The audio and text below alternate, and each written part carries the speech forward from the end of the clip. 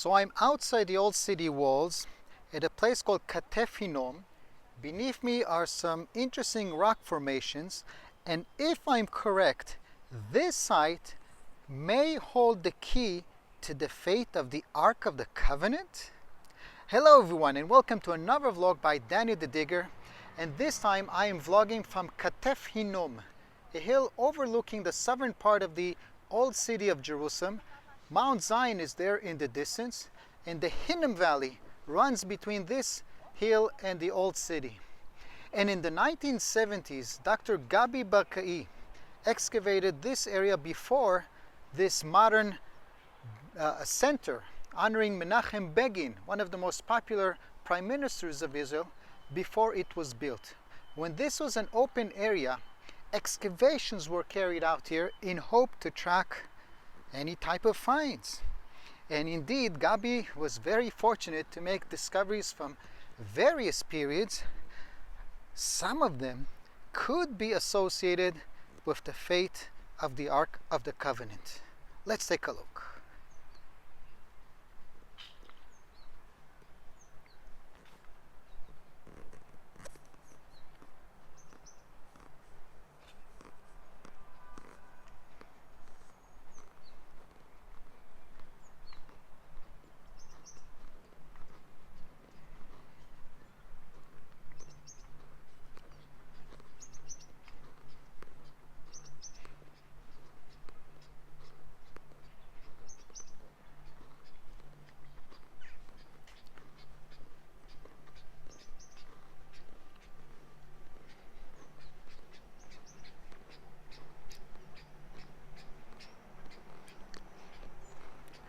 Okay, this is where it starts getting interesting. You can clearly see here an ancient tomb cut into the rock, and at a later stage the ceiling collapsed, so part of it became exposed.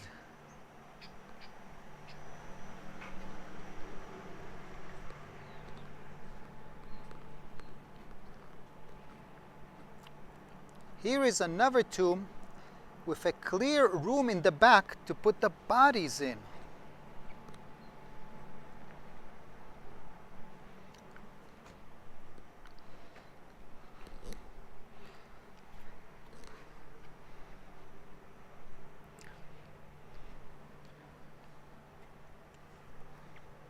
This smaller niche could hold a baby or a child, but the opposite side over here could hold up to 2 bodies.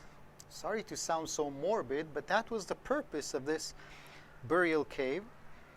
And the form of the tomb, as well as the dating material, the few items that were found here, because most of the site was looted already in antiquity, but the dating material all indicated that this is from 2,700 years ago.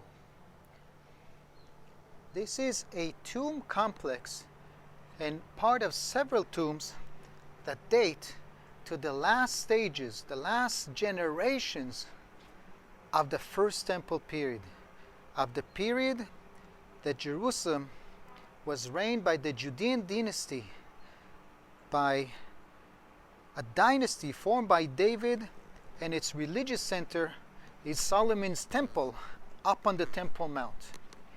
But as we all know, when the Babylonians arrive in Jerusalem, conquer it, loot it, the treasures are mentioned in the spoils of the Babylonians, but the ark is not among them. What happened to the ark? The Bible is just so aggravatingly silent about it.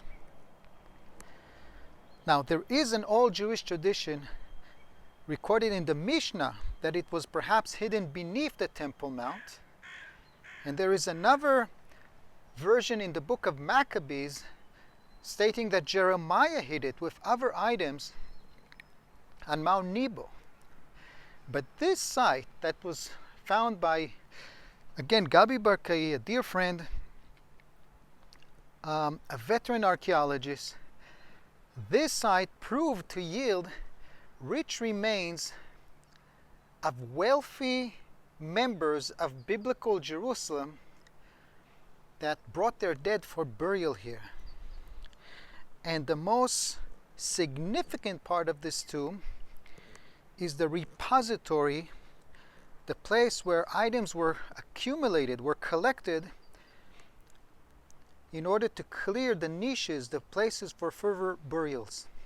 I am talking about this very hole.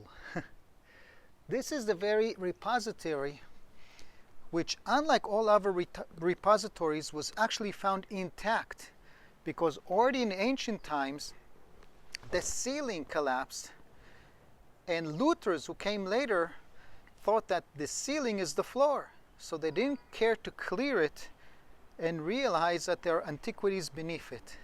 That was done only in the proper archaeological excavations in modern times, and boy did they find a lot of wealth. They found jewelry, they found items of precious metal, they found glass. Glass in the 6th century BC is extremely rare. Here's an image of it. But what got the archaeologists most excited is the item presented over here. The real thing is at the Israel Museum. This is an enlarged image of it. It is a small silver amulet that was unrolled at the laboratories of the Israel Museum and proved to contain text in ancient alphabet, in biblical alphabet, which was very hard to read.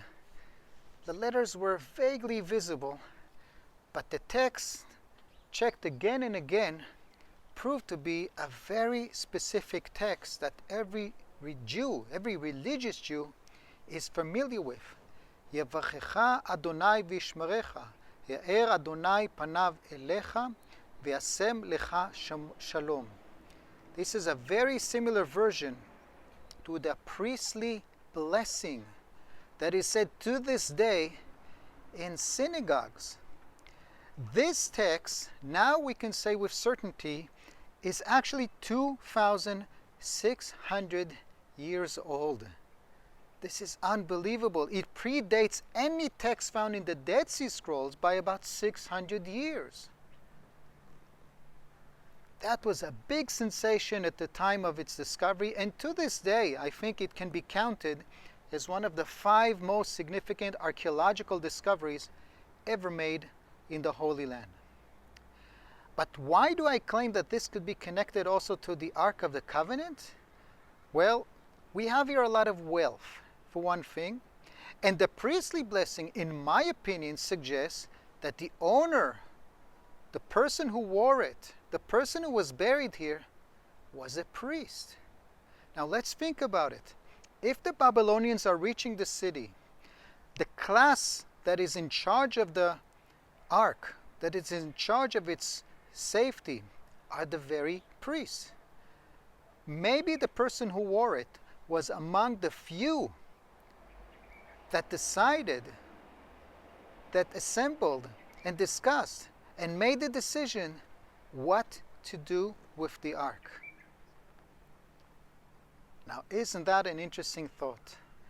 If he did make such a decision, if he was a member of this group, I can only say one thing with certainty. He took that knowledge with him to the grave. He didn't write it down anywhere, nor did anyone else. We just don't know. At least not with certainty, at least not until the real thing will be discovered. And yes, I'm not talking about Hollywood. I'm not talking about Steven Spielberg or Harrison Ford. I'm talking about the real thing. Where is it and what happened to it? In the meantime, we can only guess. But these people who were buried here are probably the ones that knew the answer. Wow. Of course, there's more to talk and more to discuss.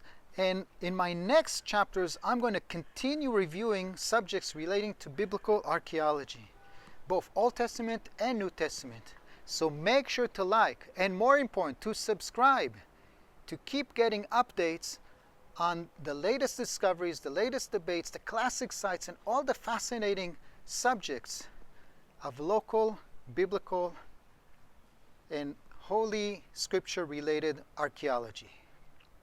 So long for now.